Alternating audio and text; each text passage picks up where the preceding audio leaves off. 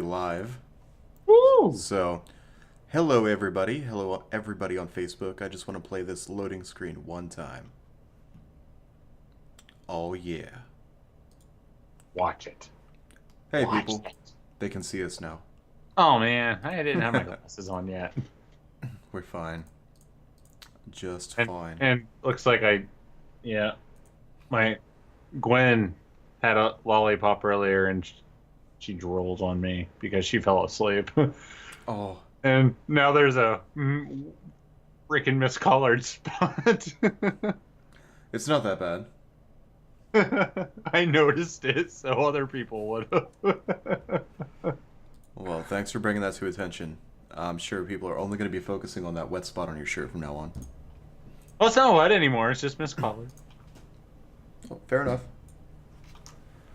All right, we got a few good stories today. And some that suck. No. Well, most of them suck. That's aside from the point, though. Samsung has a new portable SSD that we're going to dive into. Oh yeah. DreamHost is protecting their clients against Department of Justice inquiries. That one hits Like pretty they close to should. home. Yeah, we actually just migrated all of our websites over to DreamHost last week. Was this before or after you found this out? It was before. All right.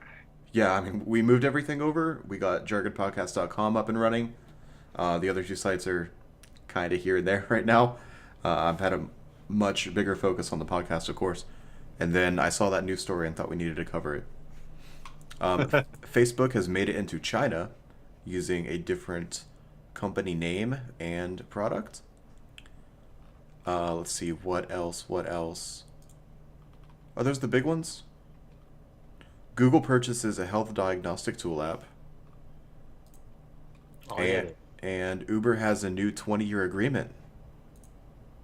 Hmm. All right, let's start the intro. It's done. It's done.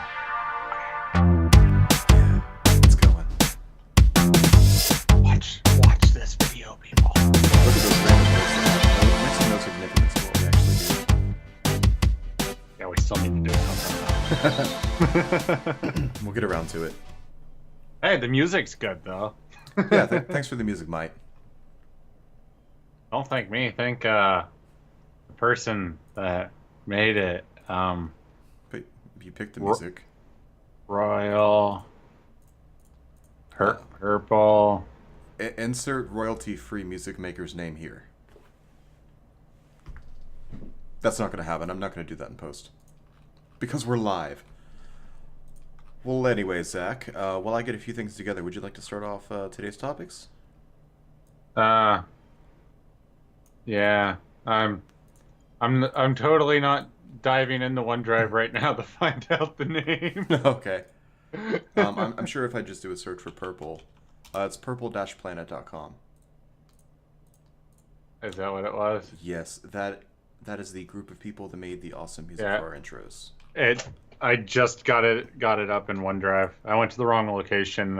I didn't go to resources first, like an idiot. Gotcha. I don't even know our own file systems. Oh, man. That's a shame, too, Zach. I put effort into that.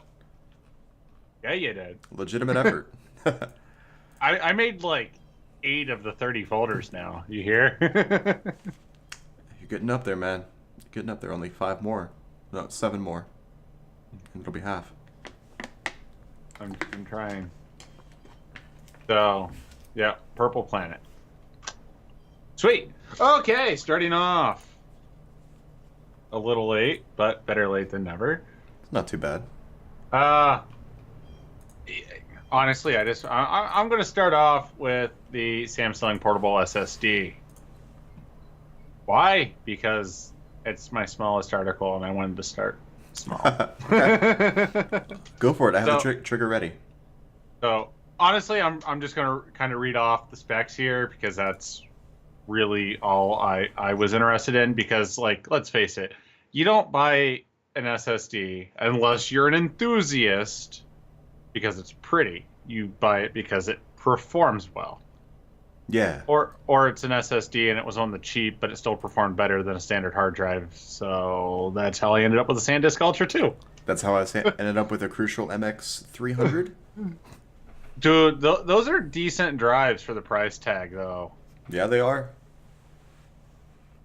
But all right. So Samsung portable SSD, the T5, speeds up to 540 read or write. They didn't specify that in the article from Circuit Breaker, or not Circuit Breaker, The Verge. Good job, The Verge. Yeah. USB-C to USB-C cable or USB-C to USB-A for backwards compatibility.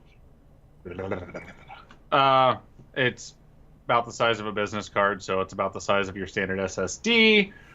Weighs 51 grams. AES 256-bit hardware encryption. 4 sizes, 2 colors, 250, 500 in alluring blue. 1 terabyte and 2 terabyte. Starting over. 1 terabyte and 2 terabytes in deep black, and price range for the 250 gig model is $130, and 2 terabyte is $800. So that's a huge price jump. Yeah, it is. But it's also a huge jump in capacity, too. Yeah, we're talking a quarter of a terabyte clear up to 2 terabytes. So And if you really think about it, the ratio isn't so bad. So you're getting a quarter terabyte for 130, and you're getting the 2 terabyte, which is 4 times, or I'm sorry, 8 times the size for 800. So it's not quite 8 times the price. It's actually a bit less than that. yeah, let's say because it's $520 if you go off the one or the quarter terabyte drive, like times 4. So, well, no, I went 120. No, what did I do? I can't math. What is math? Yeah, 130, 260, 520. Yeah, I was right. I did it right the first time, and then I told myself I was wrong and convinced myself while I was at it. Stop it, brain. Looks like I've made an error. It says gaming podcast and not tech podcast. Fixed it. Fixed it. It's Wednesday, not Saturday.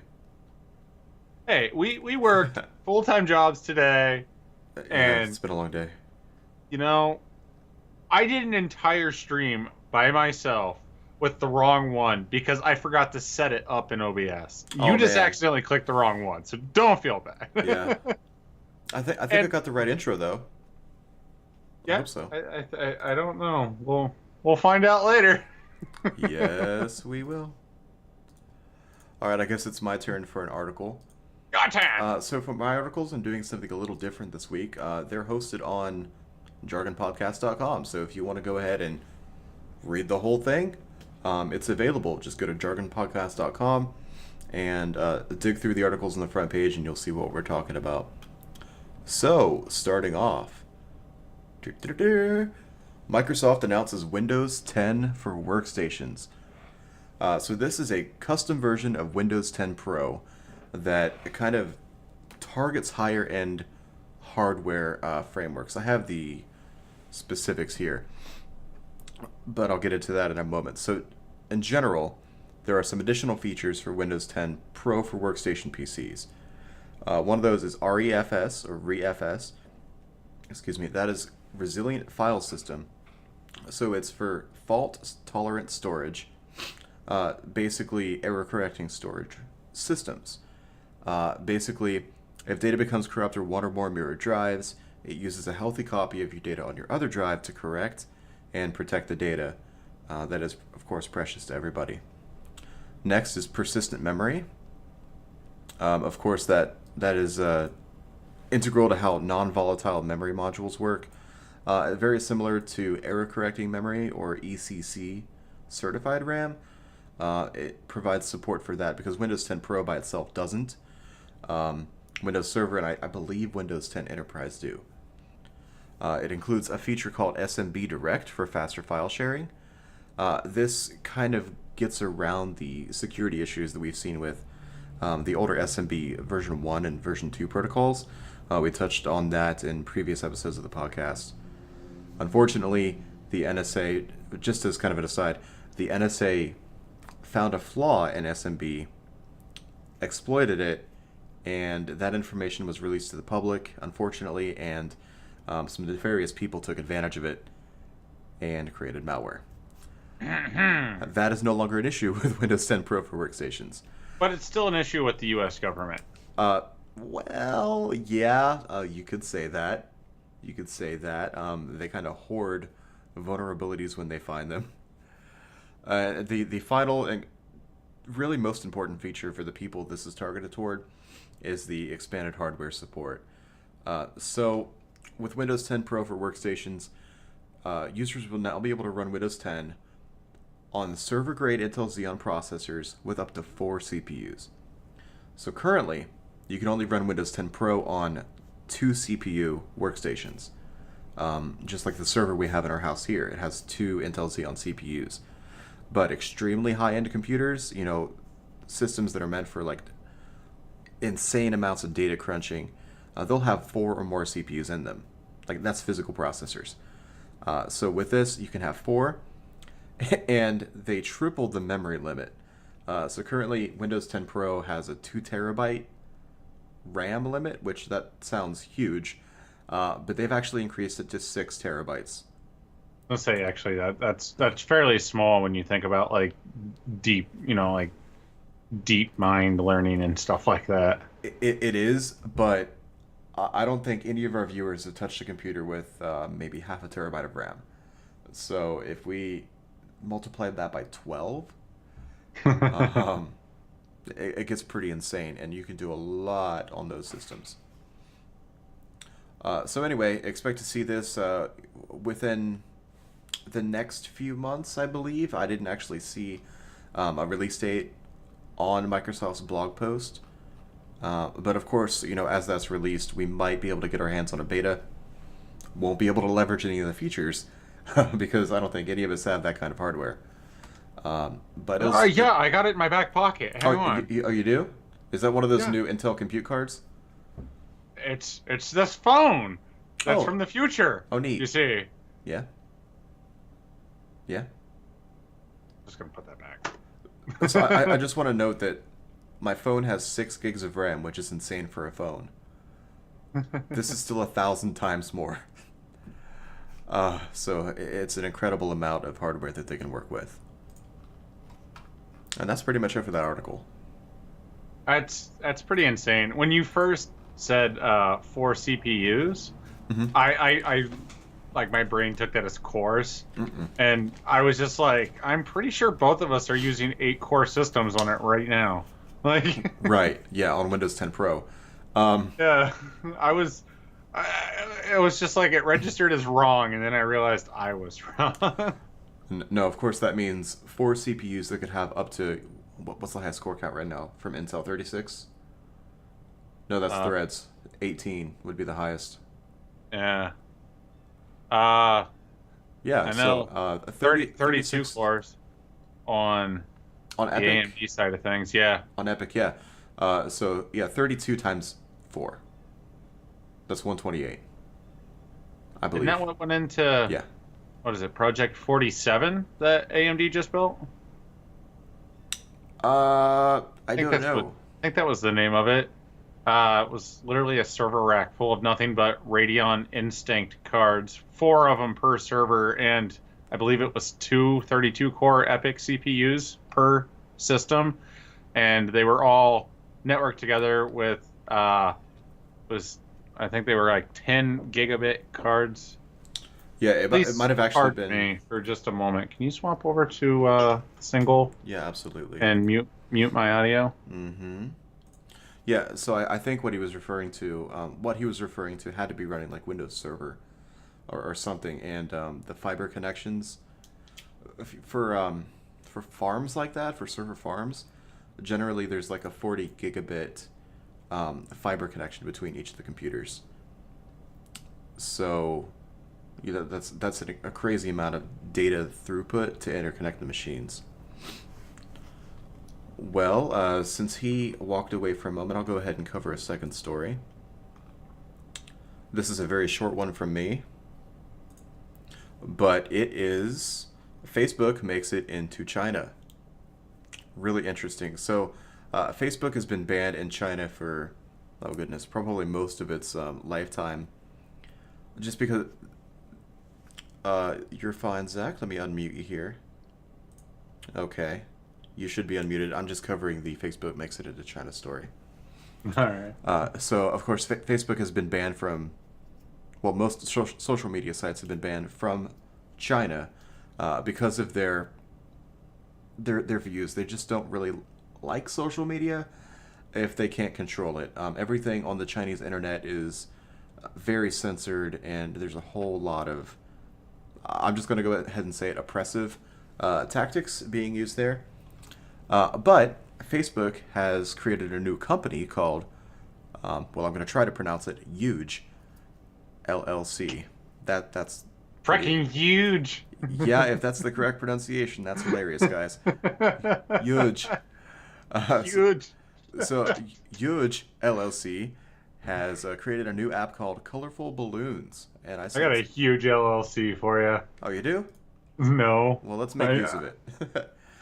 I couldn't think of companies that were huge in LLCs at the same time. Yeah, there's normally an incorporation that happens along that process somewhere. Yeah. So it works similarly to Facebook's Moments app, and of course, most of us have used Moments built into Facebook. It's kind of like Memories. I believe it's the same thing, but I could be completely wrong. And it can be found in the Chinese app stores. From the description of the app stores, Colorful Balloons can group users' phone pictures and videos based on time, locations, and characters. It can help you create albums and share them with friends and family. But of course, there is a restriction to use the app. You have to sign up with a Chinese telephone number. And to continue my article here, the app seems to be an attempt to get around the industry-wide shunning of social media products by the Chinese government's strict censorship laws. So good for them. They're forcing their way in no matter what. And I see a comment on Facebook from Nathan. Hello. Hi, Nathan. Hello. Hi. Sorry about that small interruption. My son knocked on the door. Generally, nobody knocks on the door while we're doing our live stream, so I was taking it back. Yeah, well, I thought maybe something was wrong, so I definitely wanted to check. No, Okay. It was just my son. Can I watch you guys do your live stream? Well, yeah, absolutely. I thought about it, and then I realized he wasn't wearing a shirt, and I was like, "No, go play, go hang out with your sister. I'll be done in 15 minutes." Yeah, so I went ahead and I covered two stories. So if you want to cover two in a row, you can, if you like. All right. I'll start off with Amazon Instant Pickup availability in select locations. I might actually make use of this. So yeah, I can't. Right. I mean, depending on the launch date, I've not read your article yet. So depending on the launch date for Atlanta, we have a few upcoming appointments for our daughter in Atlanta. So, if I can swing by an Amazon warehouse and pick something up, I absolutely will. Oh, understandable. I would totally take advantage of it, but I think the closest warehouse to me is, I think, Ohio or New York. Yeah. Looks like nothing in New York. College Park, Maryland, maybe. Maybe. Yeah. I don't know. I'm kind of out there in the boonies up in the mountain state. Right. But the mountain state's West Virginia. This is literally the Green Mountain State. The Green Mountain State, yeah. All right, fine. If you want to get technical with it. Semantics matter. Semantics matter. Amazon Instant Pickup allows Prime and Prime Student users to order daily essentials and pick up at a fully staffed location. Locations are currently Los Angeles, California, Atlanta, Georgia, Berkeley, California, Columbus, Ohio, College Park, Maryland. So all instant pickup locations are on or near major college campuses. Makes sense. Because this is really tailored more for college students. which is understandable with like the time crunch and the partying and the drugs and the college life and off topic. Um, Yeah, Instant that pickup college life. prices may be cheaper than standard Amazon orders at times, though Amazon did decline to detail the pricing structure, which makes sense. Why would you ask? Um, that's just my thoughts on that. Amazon has said they do plan to expand instant pickup throughout the year to locations like Chicago, Illinois, but there is no date as to when that'll happen. Okay, cool. And it doesn't look like there's a date for the first launch either. No, I Which, didn't. I didn't see one, so I didn't note it. okay, that's fine. But yeah, I would absolutely stop by and pick up something in Atlanta if that was a possibility. And of course, it makes sense that it would target college students because that's an easy way to, offload electronics like laptops, Amazon Echo. I'm sure that's going to be pushed very, very hard in those locations. All right, Yeah, I look so forward to it. people don't like the way I I pronounce that, huh? What, Illinois? Uh, no, Maryland. Maryland? My comments are not updating. Uh, so you're referring to the Facebook comments, of course. For those people watching on YouTube. So yeah, Katie had mentioned just Maryland. I think she was simply referring to the closest location to you. Oh, And all she right, says that it's currently available. I may have to look into that. all right. See, I was like putting her comments and Nathan's comments together, Hmm. and he's, you know, He's selling pitchforks. yeah. Nathan, we've not yet discussed the legality of selling pitchforks on Facebook. I know they have a policy against weapons. So Hmm. I some people pronounce it Maryland, others pronounce it Maryland. Like Maryland, Maryland. the land of the And Marys. the land of Mary. Bloody Mary. That got dark. Yeah, it did. So on the Amazon on the Amazon website for instant pickup, it looks like Berkeley and Los Angeles are the only two available right now. Yay! Yay! Why does California always get everything first? It's full of whiny. That's a lie. I'm gonna stop. That's a lie, actually. So the map has not been updated yet. They have instant pickup is available in Berkeley, Westwood, and Los Angeles, and Tech Square in Atlanta. So it is available in Atlanta. It is, yeah, How did Georgia get something before everybody else? because Atlanta.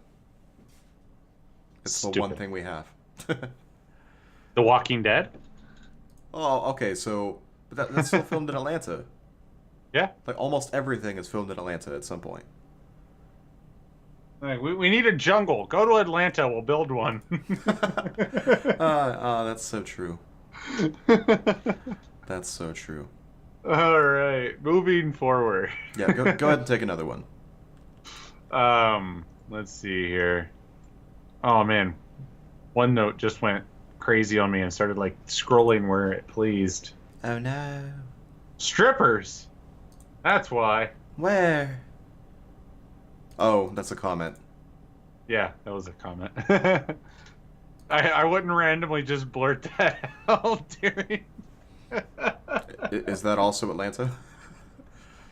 That's the only thing I could think of in Atlanta. Zombies and strippers. Thanks, television. Oh, shoot. What you got? Uber's new 20-year agreement. Uber has had to sign into a 20-year agreement to protect the privacy of its drivers and customers. GodView is a software program that enabled the company to monitor real-time locations of drivers and, well, their customers, which is a breach of privacy. U.S. Federal Trade Commission opened an investigation against Uber following the allegations about Godview in 2014. Also, some concerns in 2015 or over a 2015 breach that exposed the personal data of 100,000 Uber drivers. Well, more than 100,000 Uber drivers. Last year, Uber had agreed to encrypt all rider geolocation data and paid a penalty of 20 million. That's a big number. Yeah, it is. Now, now in 2017, the Federal Trade Commission has ordered Uber to pay an additional 20 million over claims that they misled drivers about the potential income they could earn. Yeah, so now Uber is being assessed by an independent auditor every 2 years for the next 20 years. That's crazy. I mean, I guess it's good for the drivers. So they'll know for sure that they're getting what Uber claims, I guess. So, see, I've actually had some concerns with a lot of this stuff too. Like, aside from the fact that obviously the government had concerns with it. Right. It takes a lot to get our government concerned, unless it's international. That's a political thing. I won't get into it. No, try to avoid that as much as possible. I actually had trouble covering a topic that involved the president the other day because it felt like it was one way or another, and I had to take a side in the way just in the way that the story broke down. It felt like I was like leaning to one side more than the other, and I try to stay neutral on things. Yeah, and like that's a good thing to do. I wanted to cover the topic, but I couldn't figure out how to do it, so I ended up just like giving the details and bailing. I had like a monstrous list of information to give, and I literally talked on like 5 bullet points out of the 30 I probably had. Yeah, it's hard to stay unbiased, but that's just part of the job. Especially when you're reporting news like this. Yeah. Alrighty. Alright.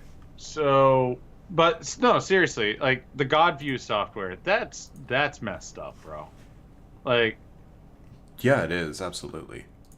First of all, like I can understand wanting to monitor like where you need to monitor your company's assets, right? And if you consider a driver your asset, I mean that's fine, I guess. But tracking their real-time locations and stuff like that, that's too far. No, like it could be used to like track the efficiency of their routes. So, see, I could see that right there. Using like if you tracked it just to time it, so you could like tell your driver like, hey, in the future there's a better time frame you could attempt to reach. Yeah. Because that's one way that the company could save some money. Because shorter distance or shorter time in the vehicle means lower fare, so you don't have to pay the driver as much. But at the same time, like your driver's trying to make a living, and I don't know. It's just one of those things. Like it's a little twisted. I wouldn't want somebody tracking me constantly. Welcome to Android, Zach. Yeah, I turned my phone off through the day. Okay. Most of us have pretty much accepted the fact that privacy is no longer a thing, even though we would very much like it to be a thing. And it's very hard to maintain privacy. By the way, shameless plug, check out our YouTube channel. There is a video there on how to regain your online anonymity. All right. Shameless plug ended. So, last thing real quick, because I know we're basically out of time, and I know you need to get going. I have one more story, too. Yeah. So, Uber just started up a freighting company. Mm-hmm. And I just wonder how $40 million in penalties on top of opening a brand new freight line, and on top of, most of your drivers probably freaking out over the fact that the government deemed, that the way that Uber was tracking them unsafe, or not unsafe, but just messed up. Yeah, that's going to hit them pretty hard, Yeah, like, especially with that new investment. yeah, I wonder if Uber is gonna be able to hang out for a while longer. I mean, it's a cool service they offer, but of course we have alternatives to Uber now. Yeah, like most cities have taxi services that are fairly cheap. Yeah, and they've had those for a long time, but ride sharing has kind of exploded since the advent of Uber. We have a few direct competitors to Uber's kind of business model. Um, there's one glaring one that I'm forgetting the name of. Yeah, I'm having so much trouble right now thinking of. There are a few, but anyway, I'll give you a break from the stories here as we discuss something very slightly political, but also just not at the same time. So, DreamHost protects clients against Department of Justice. So I'm going to quote the first paragraph word for word. This story hits close to home for Jargon. Within the last week, we have migrated all of our websites from GoDaddy over to the faster and more reliable DreamHost. Lyft. That's it. Well, it looks like that may have been a better decision than originally anticipated. Because it seems DreamHost actually values their user privacy. That's pretty freaking cool. So, web hosts are kind of a nefarious bunch sometimes. They own all of your business data, essentially. They own all your personal information from when you register domain names. They can choose to mask that information when passing it along to ICANN, the organization that manages domain registrations. But of course, they may not mask it at all. They may just put your name completely out there. And if they do, well, maybe you should move on. We did. We moved on from GoDaddy because the site was very, very slow. Even after my own optimizations to it, their servers just sucked. I'll just throw it out there. No shade, GoDaddy, but you suck. Yeah, for real. Well, anyway, the Department of Justice recently held interest in one of DreamHost's clients. It was by a political organization. I'm not going to go into the details of that organization because it's not relevant.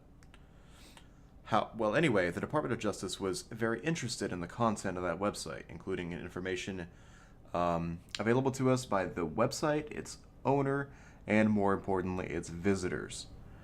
The site, I quote, had amassed over 1.3 million IP addresses of visitors, and DreamHost, of course, possessed contact information, email content, photos, and more on their servers. So when you have a website, like all of this content right here on this page is hosted on a DreamHost server, not ours. So, end all be all, they can do whatever they want with it because it's on their property. Even though it's our intellectual property, it is on their physical property. Luckily, in a quote from DreamHost, they say, "The internet was founded and continues to survive in the main on its democratizing ability to facilitate a free exchange of ideas.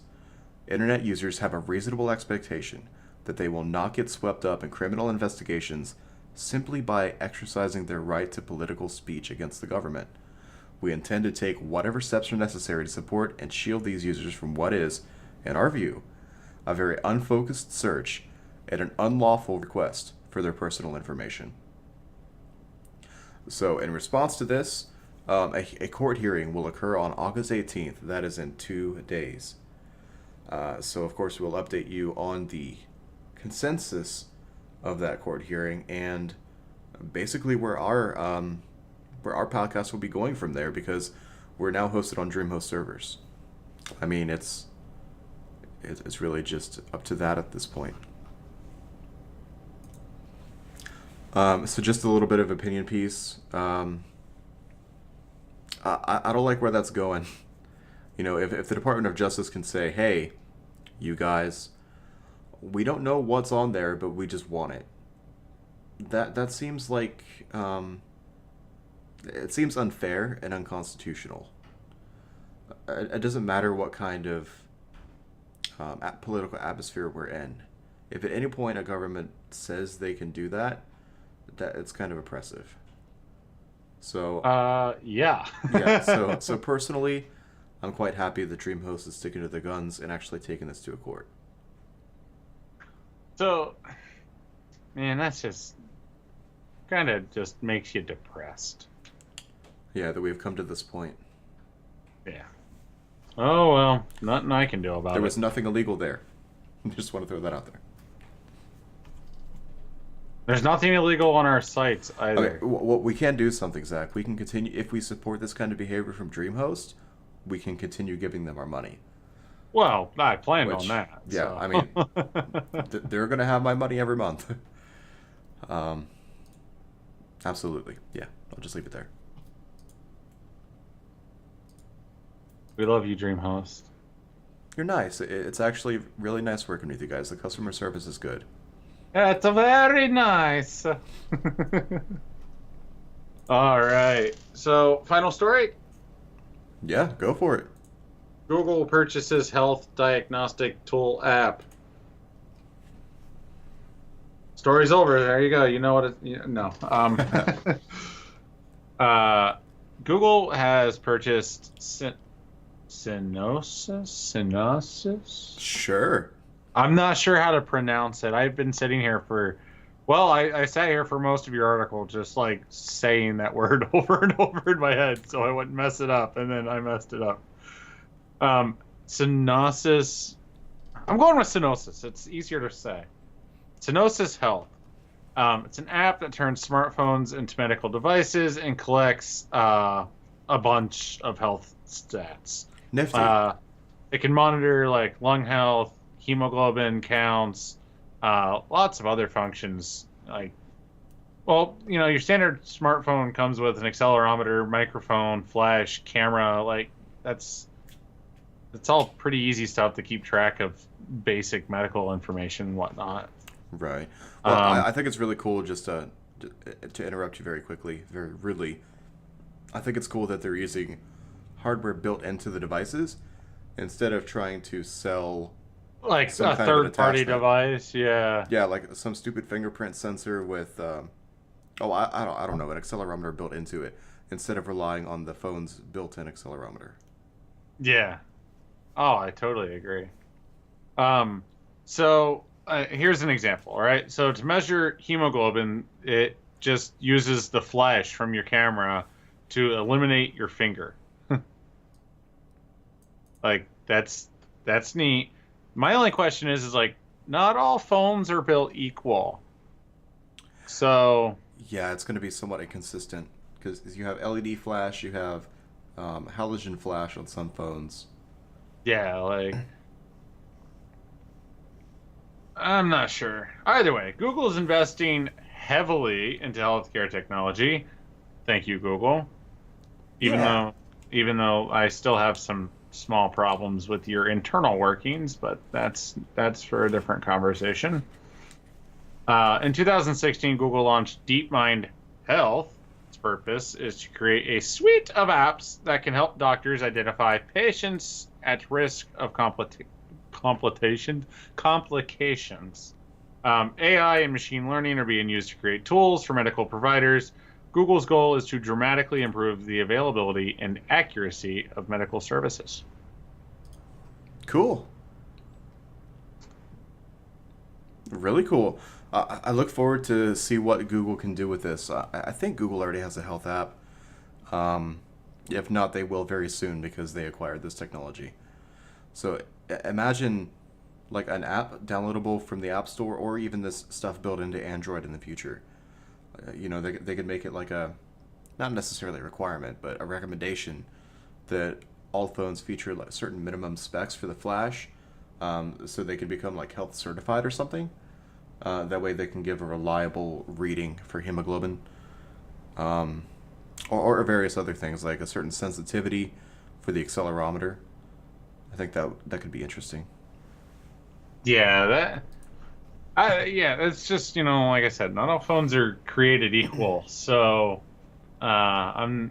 It's just I'm curious what they're going to do to counter, like differences in hardware, like kind of like what you were just saying about specific use cases or specific hardware or whatnot. Yeah, I know companies have done that before. I mean, Google themselves have done it with the Nexus line. You know, they introduced the Nexus line of phones originally as what they viewed as the signature line or the gold standard of what Android phones could be, and encouraged developers on other platforms like HTC, Samsung, Motorola, to build phones as good or better than the Nexus line for their flagships. Unfortunately, Nexus has kind of fallen off, over the years and has been kind of replaced by Pixel, which is Well, a different entity entirely. Nexus kind of fell off after, well, like first of all, the Nexus came out and it was like the most powerful phone. Yes. Like the thing was a beast, and Google was basically like, match this or get out. Yeah, for and the first Nexus, that's kind of how it was. and then a lot of companies were just like, where's the door at again? Like I can't match that at a price point that you can, Google. And then Google was kind of like, maybe we shouldn't have used the bat with nails in it. Overkill. Well, guys, that's all we got for this week. Before we go, I do have a question for you. Yeah. So this is for the viewers, really. We talked about it before fine the then. podcast. We already talked about it, Zach. Stupid viewers always steal my quote. No, I love you guys. I love you. I love you, viewers. I love you, Nathan. I love you, Katie. I think Brandy's in there too. They're always there for us. Good guys. Well, good ladies Most, and guy. I was gonna say mostly gals. Yeah. Mostly gals in there. Good gals. Well, anyway, the question for the viewer: what do you think about our two podcast architecture? Currently, we're doing Jargon Gaming on Saturdays, and we're doing Jargon Tech today on Wednesdays. It seems like viewership kind of plateaued and then dropped off a little bit once we made the switch to the two podcast format rather. So we were talking about kind of merging it back together. How do you feel about that? Let us know in the comments. And Plus, just throwing this out there, not to change anybody's opinions, but an 8 to 10 hour workday, and then after work running around, doctor's appointments, store, kid stuff, and then 30-minute to an hour live stream, like, man, it's exhausting on Wednesdays. Yeah, it can be. So we're talking about just merging everything back together and doing another Saturday show. Just one podcast per week. That could also, open up more time for extra content, like videos that we keep planning on doing, but don't actually get a chance to do because we're already, preoccupied with life and work. I literally bought a laptop just so I could make the video on cleaning the water, like the water loop, because in order to clean the loop, I have to shut off my PC that I currently record with. Oh, yikes, yeah. So, but I don't even have time. I haven't even got the webcam software installed on the laptop yet because I haven't had the time to do it. Well, let us know in the comments what you think. One podcast or two? If two, I can probably keep Jargon Tech going for a while. By myself possibly, due to some unexpected but very good circumstances. So yeah, just let us know. What do you think about one podcast per week? Just one. One very, very good one. Yes, Katie, I know that I have you to help, and I'm sure Brandy's there to help too if she's needed. It's just one of those things, like, it's our show, this is something that Derek and I like to do, and I really don't want to have you write all of my articles. Yeah, Brandy's currently caring for a newborn most of the time while I'm at work, Right? so I don't want to say, "Hey, can you just do all of this, please?" I'm not Do going it to do all. that. Well, anyway, I'm going to leave that as my closing question. What do you think? One podcast per week, Jargon Gaming, Jargon Tech, combined back into Jargon Podcast. Let us know in the comments. All right. So could just do the articles through the week and the big podcast on Saturday. Yeah, I fully intend on continuing to do the articles and having them ready for the podcast throughout the week. I like I like actually presenting articles from our website. To me, it feels very complete, you know. And if we can drive more views to the website, by all means, That's let's do yeah. that. Wait, are So, we still streaming or no?